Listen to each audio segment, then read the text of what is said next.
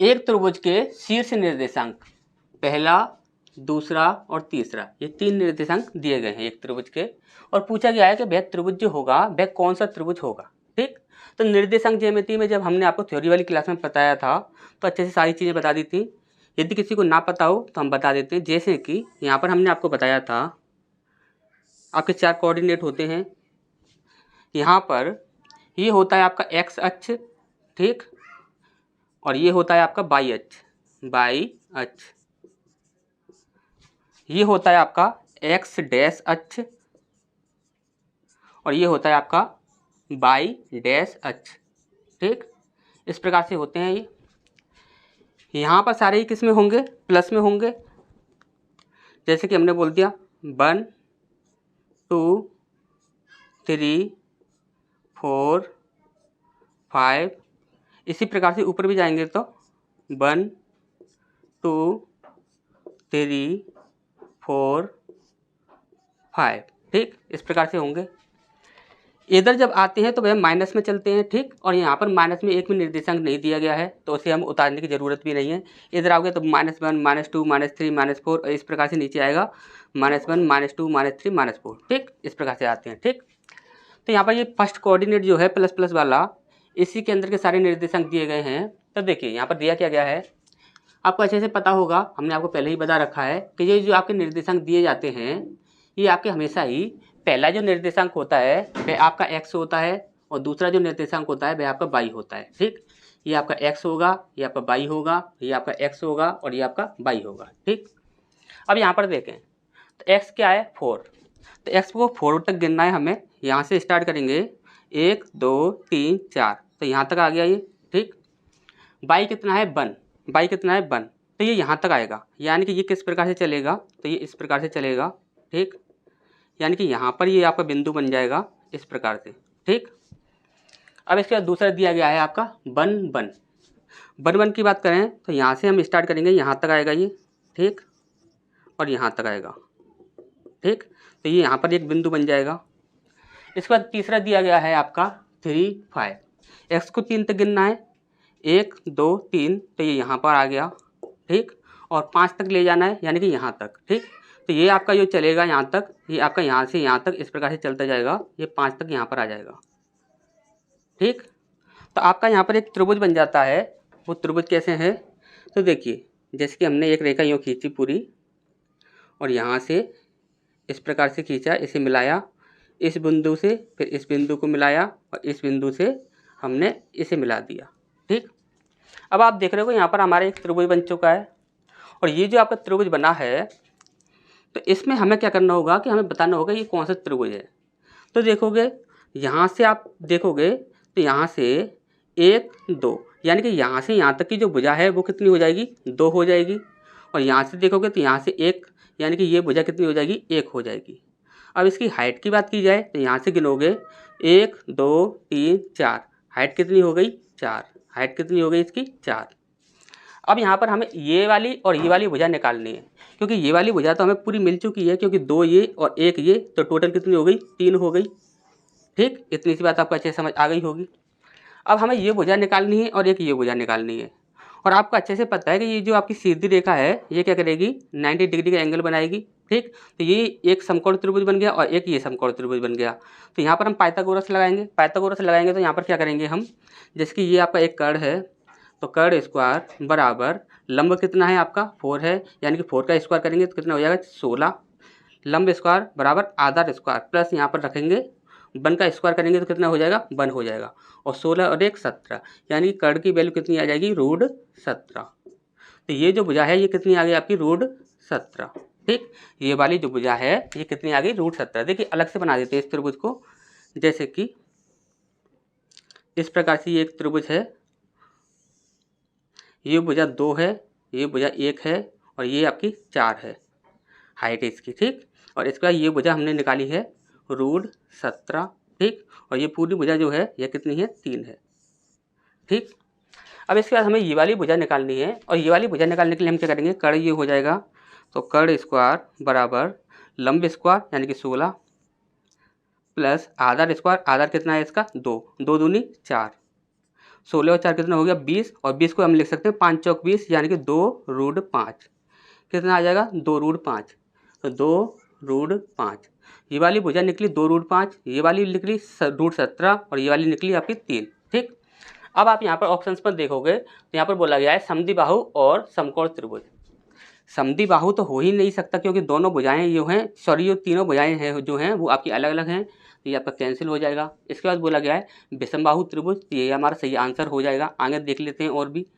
समद्विबाहु त्रिभुज लेकिन समकोण त्रिभुज नहीं, समद्विबाहु तो हो ही नहीं सकता, समकोण भी नहीं हो सकता, समकोण लेकिन समद्विबाहु नहीं, तो ये भी आपका गलत है। तो सही आंसर क्या हो जाएगा हमारा बी हो जाएगा विषमबाहु त्रिभुज। ठीक, अच्छा समझ आ गया होगा। नेक्स्ट क्वेश्चन की ओर बढ़ते हैं।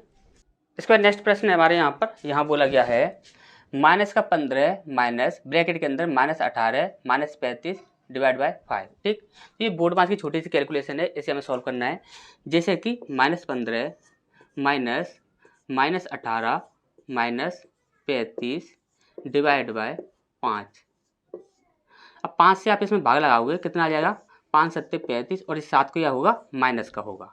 ठीक, अब यहाँ पर 7 आपका ये माइनस का है और यहाँ पर देखोगे तो यह माइनस का 18 है। ठीक, तो ये टोटल कितना हो जाएगा 7 दूनी 14 और 1 15 यानी कि 25 हो जाएगा। कितना हो जाएगा 25। ये माइनस का है, ये भी माइनस का, तो ये माइनस का 25 हो जाएगा। ठीक, अब यहाँ तक ये सॉल्व किया तो हमें मिला माइनस का 25। अब माइनस यहाँ पर है और बाहर देखोगे तो ब्रैकेट के बाहर आपका माइनस है, ये माइनस माइनस क्या हो जाएगा आपका ये प्लस हो जाएगा। ठीक, प्लस का आपका 25 है और ये माइनस का आपका कितना है 15। माइनस का 15 प्लस का 25 बचा कितना आपका 10। बड़ी संख्या किसकी है प्लस की, तो प्लस का हमारा आंसर आ जाएगा 10। ठीक, तो देखिए यहाँ पर ए ऑप्शन आपका सही हो जाएगा। ठीक, तो नेक्स्ट क्वेश्चन की ओर बढ़ते हैं। इसके बाद नेक्स्ट प्रश्न हमारे यहाँ पर, यहाँ बोला गया है निम्नलिखित भिन्नों में से किस में 5/16 जोड़ने पर परिणाम 1 प्राप्त होता है। ठीक, तो देखिए इसमें आपको क्या करना है कि जैसे कि ये बिंदु जो है इसके साथ किस बिंदु को जोड़े हैं, तो हमने बोल दिया कि x के साथ इस बिंदु को जोड़ने पर, x के साथ 5/16 को जोड़ने पर हमें 1 प्राप्त होता है। ठीक, ये हम इस प्रकार से बोल देते हैं। तो यहाँ पर देखोगे तो ये है आपका x इक्वल टू यहाँ पर कितना है आपका 1। अब 1 में से आप ऐसे माइनस कर दीजिए, इसे आप उधर ले जाइए तो ये आपका माइनस में हो जाएगा 5/16। ठीक, इतना हो जाएगा। या फिर आप ऐसा भी कर सकते थे कि 16x + 5/16, फिर इस प्रकार से आप सॉल्व करते तो कैसे भी कर सकते हो। ठीक, ऐसे कर लीजिए, कैसे भी कर लीजिए। तो 16 एकम 16 यानी कि 16 - 5/16। ठीक, यहाँ पर कितना आ गया आपका 11/16। ठीक, ये हमारा आंसर हो जाएगा। ठीक, तो यहाँ पर देखिए 11/16 कहाँ पर है, 11/16 यहाँ पर नहीं है। ठीक, तो देखिए कभी कभी क्या होता है कि जैसे कि हमारा आंसर दिया गया है 11/16। ठीक, ऐसा नहीं कि ये हमने गलत सॉल्व किया है तो हमारा गलत आंसर आया होगा, ऐसा बिल्कुल भी नहीं है। 11/16 ही इसका आंसर होना है। लेकिन कभी कभी क्या होता है कि अंश और हर दोनों में हमें किसी ना किसी एक संख्या से इंटू करना होता है। तो ऑप्शन में यदि आपको ना मिले कभी भी इस प्रकार से, तो आपको क्या करना है कि सबसे पहले 2 से इंटू करके देखिए। यहाँ पर हमने 2 से इंटू किया और यहाँ पर भी हमने 2 से इंटू किया। 11 दूनी 22, 16 दूनी 32। अब देखिए यहाँ पर आंसर है या नहीं 22/32। तो देखिए 22/32 यहाँ पर हमारा आंसर है। ठीक, अगर यहाँ हमें फिर भी आंसर नहीं मिलता 2 से इंटू करने के बाद, तो हम क्या करते 11/16 में 3 से इंटू करते। अंश और हर दोनों में ही करना है, 3 से इंटू करते। 3 से इंटू करने के बाद भी आंसर नहीं मिलता तो 4 से इंटू करते। ठीक, इस प्रकार से हमें बार बार इंटू करके देखना होता है कि हमारा कौन सा ऑप्शन हो जाएगा सही। ठीक, तो नेक्स्ट क्वेश्चन की ओर बढ़ते हैं। इसका नेक्स्ट प्रश्न हमारे यहाँ पर, यहाँ बोला गया है 200 पुरुषों का कार्यबल 1024 दिनों में एक भवन का निर्माण कर सकता है, तो 256 दिनों में इस भवन के निर्माण हेतु कितने पुरुषों की आवश्यकता होगी। तो यहाँ पर हमें पुरुषों की संख्या पूछी गई है और आपको अच्छे से पता है कि यहाँ पर क्या होगा, सीधा ही एक MDH वाला फॉर्मूला लगेगा और उससे ये सॉल्व हो जाएगा। ठीक, जैसे कि सबसे पहले 200 पुरुष किसी कार्य को 1024 दिनों में कर सकते हैं, तो यहाँ पर कितने पुरुष, कितने मैन उस कार्य को 256 दिनों में कर सकते हैं। ठीक, अब यहाँ पर हमें मैन की संख्या मिल जाएगी। ठीक, अब यहाँ पर आप देखोगे तो देखिए ये जो संख्या है इस संख्या से ये जो होगी ये पूरी तरह से डिवाइड हो जाएगी। लेकिन कितनी बार में डिवाइड होगी ये जानना है आपको, तो काफ़ी इजी है, बहुत ही आसानी से आप जान सकते हैं। यहाँ पर सबसे पहले आप देखिए कि ऑप्शन जो हैं वो क्या हैं कि एक भी ऐसा ऑप्शन नहीं है जो कि पॉइंट में हो। यदि कोई भी आपका ऑप्शन ऐसा होता कि जो कि पॉइंट में होता तो यहाँ पर हम कह सकते थे कि इससे ये संख्या जो होगी वह पूरी तरह से डिवाइड नहीं हो रही होगी। लेकिन ये संख्या पूरी तरह से डिवाइड हो रही है, क्यों? क्योंकि यहाँ पर कोई भी संख्या ऐसी नहीं है जो कि पॉइंट में हो। ठीक, अब यहाँ पर देखिए कितनी बार में डिवाइड होगी ये हमें जानना है, तो इससे हमें इसमें डिवाइड करना है। तो सबसे पहले देखिए कि जिसमें हमें डिवाइड करना है उसका इकाई अंक कितना है 4, और जिस संख्या से हमें डिवाइड करना है उसका इकाई अंक कितना है 6। तो 6 का पहाड़ा ऐसा पढ़िए जिसमें कि आपका 4 इकाई अंक बने, जैसे कि 6 एकम 6, 6 दूनी 12, 6 तिया 18, 6 चौक 24। यहाँ पर हमें कितना इकाई अंक चाहिए था 4, और 4 बार इंटू करने पर हमें क्या बन रहा है 24 बन रहा है, यानी 24 में 4 इकाई अंक होता है। यानी कि हम 4 बार यदि चाहें तो इस संख्या से ये संख्या जो होगी 4 बार में पूरी तरह से डिवाइड हो जाएगी। इस संख्या से ये संख्या 4 बार में पूरी तरह से डिवाइड हो जाएगी। ठीक, नहीं समझ आया हो तो ऐसे भी देख सकते हो 2 5 6, तो इसे हम 4 से अगर यदि हम इंटू करते हैं तो देखिए 6 चौक 24 की 4 हासिल लगी 2, 5 चौक 20 और 2 22 की 2 हासिल लगी 2, 4 दूनी 8 और 2 10। ठीक, बन रहा है उतना ही। ठीक, तो यहाँ पर इस प्रकार से आप देख लिया कीजिए। अब हमें निकालना है 4 दूनी 8, यानी कितना हो जाएगा 800। मेन की संख्या कितनी है 800, तो यहाँ पर 800 कहाँ पर है, तो डी ऑप्शन आपका सही हो जाएगा। ठीक, तो नेक्स्ट क्वेश्चन की ओर बढ़ते हैं। इसका नेक्स्ट प्रश्न हमारे यहाँ बोला गया है 14, 42 और 77 का लासापा यानी कि LCM क्या होगा। ठीक, तो देखिए काफ़ी इजी है इसे निकालना, क्यों? क्योंकि यहाँ पर दिया गया है आपका 77 दिया गया है, इसलिए इसका लासा निकालना काफ़ी ज़्यादा आसान हो जाएगा। कैसे हो जाएगा? क्योंकि देखिए आपको अच्छे से पता है कि जो 77 जो होता है, 77 जो बनता है आपका 7 गुणा 11 से बनता है। ठीक, अब यहाँ पर जो भी आपका LCM होगा वो आपका 100% 11 से डिवाइड होना चाहिए। ठीक, अब यहाँ पर आप देखिए पहला ऑप्शन है 11 पंजे 55, तो ये आपका पूरी तरह से डिवाइड नहीं होगा, यहाँ पर कैंसिल हो जाएगा। 11 चौक 44, और यहाँ पर आपका 2 बच्चा, तो ये आपका 11 से डिवाइड हो रहा है, तो ये आपका आंसर हो जाएगा। 11 एकम 11, यहाँ पर बच्चा आपका 5, तो ये भी आपका 11 से डिवाइड नहीं हो रहा है। 11 दूनी 22, और यहाँ पर बचता है आपका 8 बचता है, तो 11 8 88, तो ये भी आपका डिवाइड हो रहा है। ठीक, तो यहाँ पर देखिए यहाँ पर आपके 2 ऑप्शन तो यहाँ पर कट ही चुके हैं। अब यहाँ पर हमारे बचते हैं 2। ठीक, अब देखिए एलसीएम निकालने का जो तरीका होता है वो क्या होता है कि आप क्या कीजिए कि सब में सबसे पहले कॉमन निकाल लीजिए। कॉमन क्या होगा, जैसे कि यहाँ पर है आपका एक 14, एक है आपका 42 और एक है आपका 77। हमने बोला 7 इसके अंदर भी आता है, इसके अंदर भी आता है, इसके अंदर भी आता है, तो यहाँ पर देखोगे तो इसे हम बोल सकते हैं कि 7 दूनी 14। ठीक, और ये होता है आपका 7 6 42, तो 7 गुणा 2 गुणा 3 इस प्रकार से हो जाएगा। और ये होता है 11 7 77, यानी 7 गुणा 11। ठीक, अब यहाँ पर जो आ रहा है आपका ये तो 7 आपका कॉमन आ रहा है, तो 7 हो जाएगा, इंटू ये 2 कॉमन है तो ये आपका 2 आ जाएगा, इंटू 11 और 3 बचता है, तो इसे भी हम यहाँ पर ले लेंगे। ठीक, अब यहाँ पर देखोगे 3 दूनी 6, 6 7 42, ये आपका 42 बनेगा, इंटू 11, 11 दूनी 22 की 2 हासिल लगी 2, 11 44 45 46, कितना आ गया आपका 46 2। तो देखिए यही आपका बी ऑप्शन आपका सही हो जाएगा। ठीक, तो नेक्स्ट क्वेश्चन की ओर बढ़ते हैं। इसके नेक्स्ट प्रश्न हमारे यहाँ बोला गया है हिमांशी ने एक टी शर्ट को उसके अंकित मूल्य पर 20% छूट पर खरीदा। देखिए अंकित मूल्य पर 20% छूट होने पर उसने खरीदा है। ठीक, लेकिन उसे अंकित मूल्य पर बेच दिया तो पूरे लेन देन में लाभ या हानि प्रतिशत उसका क्या होगा, ये हमसे यहाँ पर पूछा गया है। ठीक, तो देखिए जैसे कि हमने बोला हिमांशी ने एक टी शर्ट खरीदी, उसे अंकित मूल्य पर 20% छूट होने पर खरीदा है। एक है आपका MRP और एक है आपका SP। 20% छूट पर खरीदा है, यानी कि हमने माना कि उसका MRP था 100 रुपये, तो 20% छूट के बाद कितना हो गया 80 रुपये।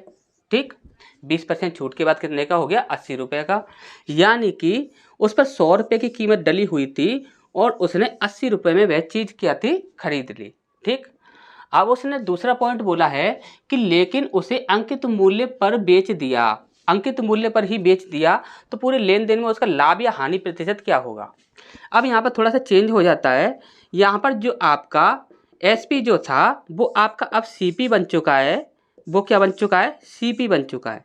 यानी कि कितने में वस्तु को खरीदा था उसने, 80 रुपये में खरीदा था, तो यानी कि ये सीपी हो गया। अब यहाँ पर एसपी कितने रुपए में बेचा, तो उसने अंकित मूल्य पर ही बेच दिया, यानी कि 100 रुपये पर ही बेच दिया। समझ आया होगा अच्छे से। उसने 20% छूट पर खरीदा, यानी कि इतने रुपए में उसने उस वस्तु को खरीदा था, ठीक। तो 80 रुपये में खरीदा था, अब वो बेच रही है, तो यहाँ पर जो खरीदा था वह क्या हो जाएगा, सीपी हो जाएगा। यानी 80 में खरीदा था और 100 रुपये में अब बेच रही है, क्योंकि एमआरपी पर ही बेच रही है तो 100 रुपये में ही बेचेगी, ठीक। तो यहाँ पर आप देखोगे तो उसे लाभ हुआ, कितने का लाभ हुआ, तो 20 रुपये का लाभ हुआ। कितने पर हुआ, प्रारंभिक मूल्य 80 पर। परसेंट के लिए हम क्या करेंगे, 100 लगा देंगे। 20 चौक 80 और 4 से 25 बार, तो 25% उसे क्या हो जाएगा, लाभ हो जाएगा, ठीक। तो यहाँ पर देखिए 25% लाभ, सी ऑप्शन आपका सही हो जाएगा, ठीक। तो नेक्स्ट क्वेश्चन की ओर बढ़ते हैं। इसके बाद नेक्स्ट प्रश्न हमारे यहाँ बोला गया है, एक ट्यूब टंकी को 15 घंटे में भर सकता है। एक ट्यूब जो है वह 15 घंटे में एक टंकी को भर सकता है। नीचे से रिसाव के कारण, रिसाव यानी कि जो पानी झलक रहा है, रिसाव के कारण यह 20 घंटे में भर जाती है। यदि टंकी भरी हुई है तो रिसाव से खाली होने में कितना समय लगेगा, ठीक। अब यहाँ पर आप ध्यान से समझिएगा पहले इस चीज़ को। जैसे कि हमने यदि यहाँ पर बोला कि 2 पाइप हैं, हमने ये मान के चला कि 2 पाइप हैं, इसको अभी थोड़ी देर के लिए भूल जाइए, ये ट्यूब है और ये रिसाव है, इसे आप भूल जाइए। हमने यहाँ पर बोला कि 2 पाइप हैं, एक है आपका ए पाइप है और एक है आपका बी पाइप, ठीक। ये 2 पाइप हैं। पहला पाइप जो है वह पानी को भरता है, पहला पाइप जो है वह पानी को भरता है, और दूसरा जो पाइप है वह पानी को क्या करता है, खर्च करता है, यानी कि निकालता है टंकी में से, ठीक। अब यहाँ पर आप देखिए, एक है रिसाव वाला, यानी कि रिसाव हो रहा है, यानी कि कोई पाइप तो नहीं है वो, लेकिन रिसाव हो रहा है, यानी कि पानी तो निकल रहा है ना टंकी में से, तो यानी कि उसे हम मान लेते हैं बी। और जो यहाँ पर बोला गया है कि एक ट्यूब टंकी को 15 घंटे में भर सकता है, तो इसे हमने मान लिया क्या है, ये पहला ए पाइप है ये, ठीक। तो यहाँ पर ए पाइप जो है वह 15 घंटे में भर देता है। कितने घंटे में, 15 घंटे में। अब हम यहाँ पर बात करें तो देखिए, जब टंकी भरी जा रही थी, जब वह टंकी 20 घंटे में भरी गई थी, कितने घंटे में, 20 घंटे में जब टंकी को भरा गया था, तो वहाँ पर क्या था कि पानी टंकी में भरा भी जा रहा था और रिसाव भी हो रहा था, यानी कि दोनों ही पाइप जो थे वो एक साथ कार्य कर रहे थे। यानी कि ए और बी, ए प्लस बी, ये दोनों एक साथ जब कार्य कर रहे थे तो वहाँ पर 20 घंटे में ये पानी भरा गया था टंकी में। अब यहाँ पर देखिए कि इनका जो एलसीएम होगा वो कितना हो जाएगा, देखिए 20 से 60 हो जाएगा, यानी कि 60 इससे भी कट जाएगा और इससे भी कट जाएगा। तो यहाँ पर क्या हो जाएगा, टंकी की क्षमता, टंकी की क्षमता है वो कितनी है, 60 लीटर। कितनी है, 60 लीटर। अब इसमें 60 लीटर पानी भरा जाना है। ए जो है वह 1 घंटे में कितना पानी भरता है, 15 चौक 60 होता है, यानी कि 4 लीटर पानी भरता है ए जो है वह 1 घंटे में। ए और बी ये दोनों मिलकर जब कार्य करते हैं तो एक घंटे में कितना लीटर पानी को निकालते और भरते हैं, तो यहाँ पर बोलोगे 20 या 60, यानी कि 3 लीटर, ठीक। ये भरता है और ये खाली करता है, ठीक। अब यहाँ पर आप देखिए हमें किसकी क्षमता चाहिए, हमें चाहिए, यहाँ पर पूछा गया था रिसाव से खाली होने में, यानी कि टंकी यदि पूरी भरी हुई हो, 60 लीटर पानी को खाली करने में रिसाव के द्वारा कितना समय लगेगा, तो यानी कि हमें किसकी क्षमता चाहिए, बी की क्षमता चाहिए। अब हमें बी की क्षमता चाहिए, तो यहाँ पर आप देखिए ये है आपकी ए और बी दोनों की क्षमता 3 और ए की क्षमता है आपकी 4, यानी 4 में से हम 3 माइनस कर देंगे, हमारा कितना बच जाएगा, यहाँ पर 1 बच जाएगा। कितना बच जाएगा, 1 बच जाएगा। यानी बी की क्षमता कितनी है, 1। बी जो है वह 1 घंटे में 1 लीटर पानी को कम करता है, ठीक। जब बी जो है वह 1 घंटे में 1 लीटर पानी को कम करता है तो 60 लीटर पानी को कम करने में कितना समय लगेगा, 60 घंटे लगेंगे, ठीक। अच्छा समझ आ गया होगा। तो यहाँ पर हमारा आंसर हो जाएगा बी ऑप्शन हमारा सही हो जाएगा।